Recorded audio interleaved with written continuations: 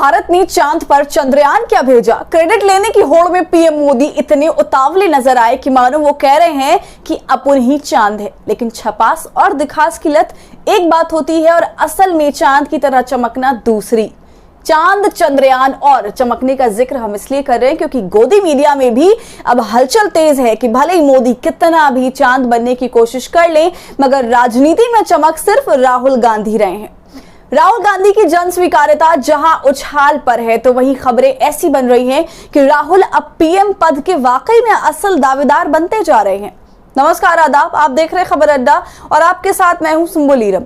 एक के बाद एक जो सर्वे सामने आ रहे हैं वो इसी बात की ओर इशारा कर रहे हैं कि पीएम मोदी की चमक एक और जहां फीकी पड़ती जा रही है, तो वहीं राहुल गांधी देश की उम्मीद के नाम पर आफताब बन चुके हैं। राहुल गांधी का ग्राफ पिछले एक साल से बढ़ता जा रहा है, लेकिन इसमें जबरदस्त उछाल हाल के दिनों में देखने को मिला है।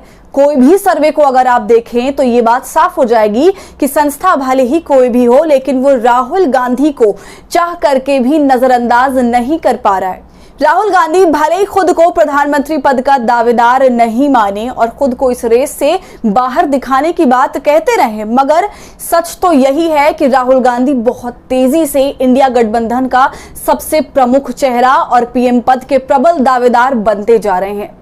बीते दिनों हमने कई ऐसे सर्वे आपके सामने रखे जिनमें यह साफ था कि राहुल गांधी की छवि और उनकी स्वीकार्यता में सकारात्मक बदलाव आए हैं, मगर अब आलम यह है कि दावा उनके पीएम बनने तक पहुंच चुका है। एबीपी न्यूज ने बढ़ चढ़कर एक पोल किया और उस पोल में लोगों से जिस सवाल पर जवाब मांगा गया वो था कि क्या राहुल गांधी आगामी लोकसभा चुनाव यानी कि 2024 के आम चुनाव में पीएम मोदी को हरा देंगे।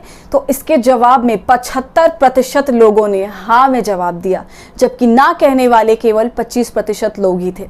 और ये बताने की जरूरत नहीं है कि 75 बनाम 25 में कौन सा अंक बड़ा है और इसके मायने आखिर हैं क्या। जवाबों के आधार पर हम साफ कह सकते हैं कि रुख हवाओं का बदलना शुरू हो गया है और अब राहुल गांधी कहीं से भी बीजेपी के सामने बैकफुट पर नहीं है।